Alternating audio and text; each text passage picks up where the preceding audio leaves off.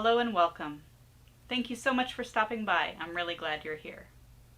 If you're new here, my name is Becca. This channel is all about my love for spinning, knitting, weaving, crocheting, sewing, all the fiber things.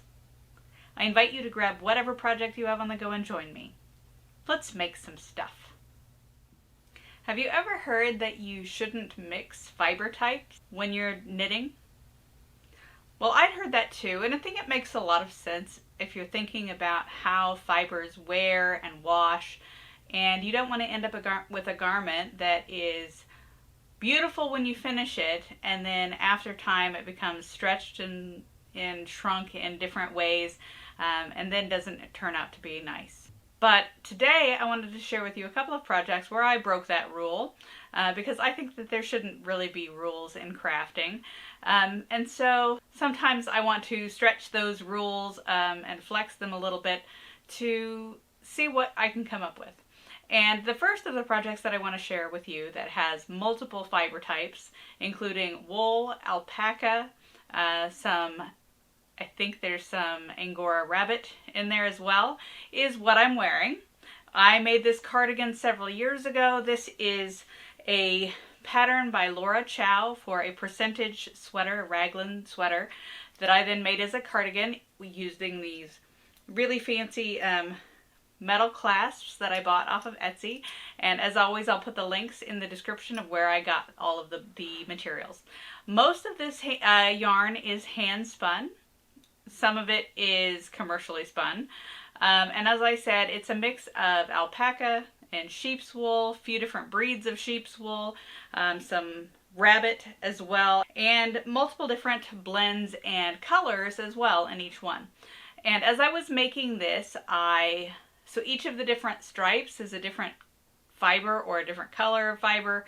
And so I sort of mixed and matched with the order of the striping. I didn't really have much of a plan other than I wanted to make sure and alternate the different fiber types, and also alternate the different colors so that it would balance out.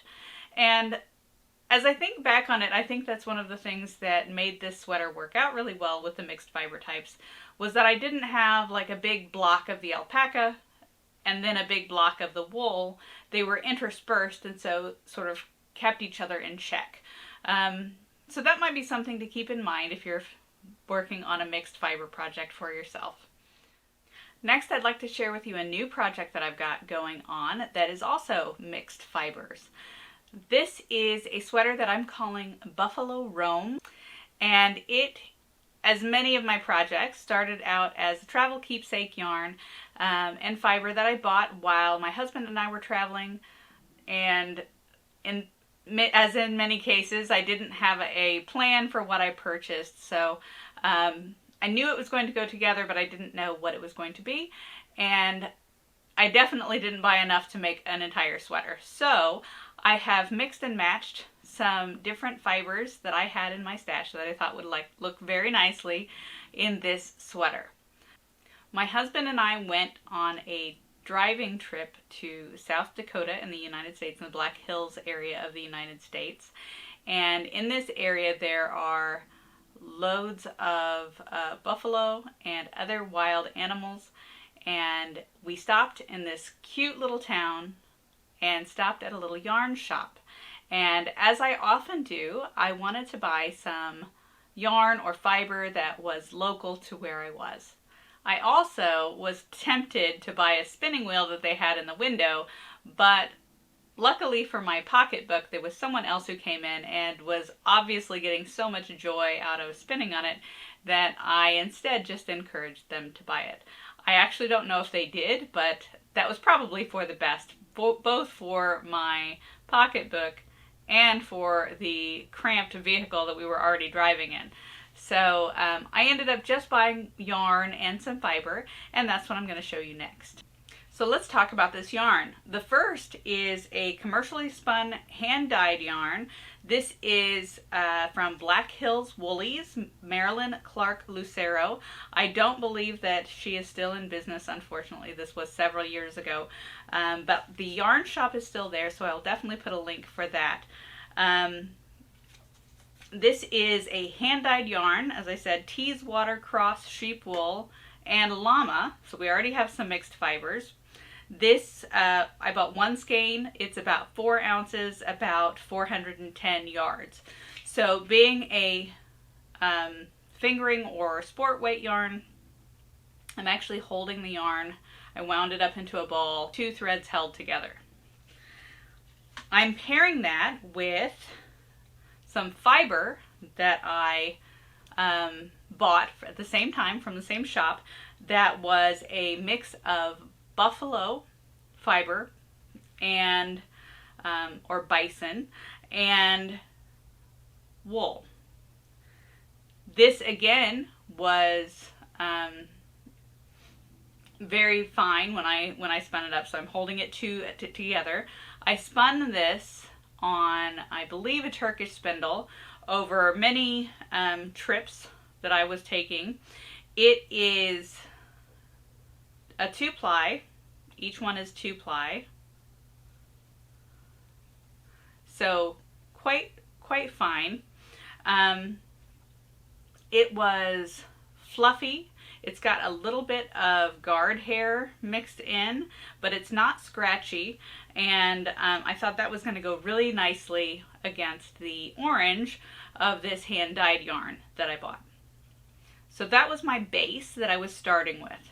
And I said I had 4 ounces, 1 skein of this, and I had probably, I don't remember now exactly, it was probably about 3 ounces, maybe 4 ounces of the buffalo fiber. So I didn't have enough for a sweater, so I needed to find something in my stash or something to go with it. And that is what I did. So the yarn that I've paired it with is the some hand-spun natural fawn Shetland wool that I spun on, I purchased the fiber from the Woolery, and I bought, I think, 2 pounds of it because I wanted to have a sweater quantity. And I ended up with much more than just a sweater quantity. I've actually made an entire sweater, plus used this in multiple other projects, and I still had enough to make the bulk of this sweater project. So the sweater that I'm making is a bottom-up yoked sweater, so a little bit different than how I've done it before. I started at the bottom, and I've put in a little bit of shaping for the hips, and then I will knit with this color until the yoke, but I only have so much yarn, so I wanted to go ahead and start on the sleeves as well. The sleeves I'm doing 2 at a time from the cuff, so it's got a ribbing cuff, and I want the brown color from the fawn Shetland to have sort of the same level across the body and the sleeves.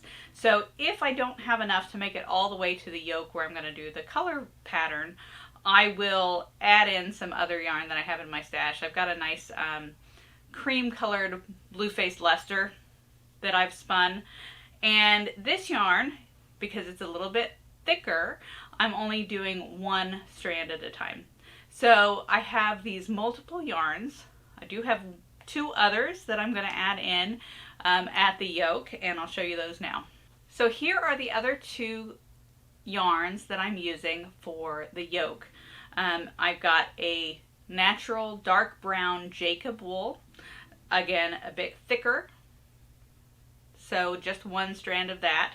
And then I have this beautiful hand-prepared fiber that I spun in a 2-ply that was hand-carded by Jess Reeds at Instagram. I'll put their link as well in the description. But this was a hand-carded bat that I spun on one of my wheels that has beautiful little flecks of autumn colors, and I thought that really went nicely with the other colors that I had selected. So those are the yarns that I'm using for this project. Next, I'd like to talk about the pattern that I'm using. This is a yoked sweater. But instead of top down, as I often do, this is actually from the bottom up. And this pattern comes from this book, The Sweater Workshop by Jacqueline Fee. This is more of a how to think about designing sweaters book. It's very interesting. This one that I have is the second edition. I think there might be a newer edition as well. But these are seamless sweaters, and there are a variety of different ideas for different types of sweaters and how to make different sleeve types and just different choices using sort of a percentage approach to figuring out how many stitches so that you can make a sweater with any yarn, regardless of whether or not you have another pattern or not. So there are different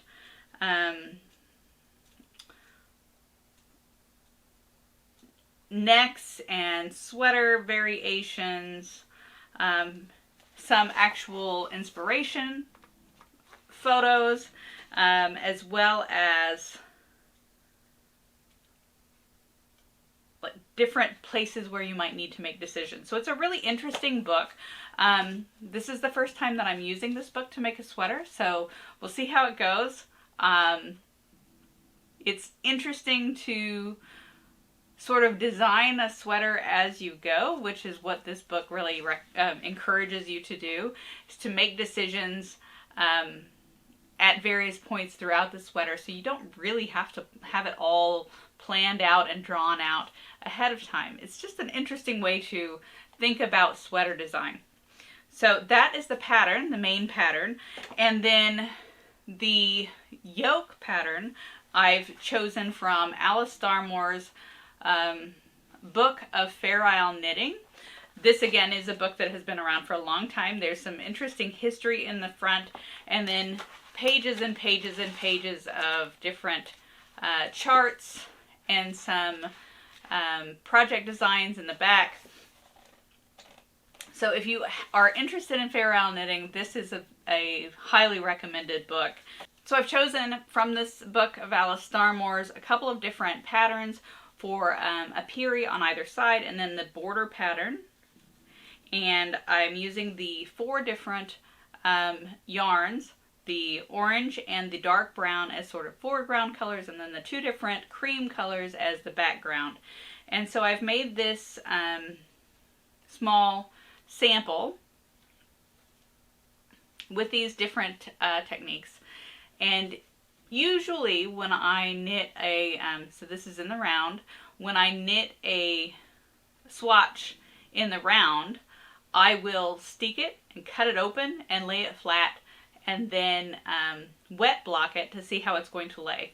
But because I have such limited quantities of all of these yarns, I want to be able to pull this out and use it if I need to. So for now we'll just sort of keep it as it is, but I think that it's going to be, I think it's going to work out really nicely. So I have 1 strand of the Tweedy cream sheep's wool. I have 1 strand of the Jacob wool in the dark brown, and then I have 2 strands held together of the orange foreground, the Teeswater cross and llama, and then the cream background, which is the buffalo and wool. And I think it's fairly balanced doing it that way. I like how the color pattern has turned out. I think it's going to be really striking with the orange of the main color offset by that dark brown. So that will be what I do around the yoke. We'll see how this goes. I may have a band on either side of the white of the blue-faced Leicester, depending on how much of the Shetland I end up with once I finish up the sleeves. So this is an interesting project, sort of building and designing this sweater as I go rather than having a set plan ahead of time. A little bit different than I usually do things, but I thought it was going to be fun to give that a try, and you'll have to see how it turns out. And as we look towards autumn, I wanted to share one last project that I've got going on. This is a new spinning project that I've got. This is some wool fiber 100% wool.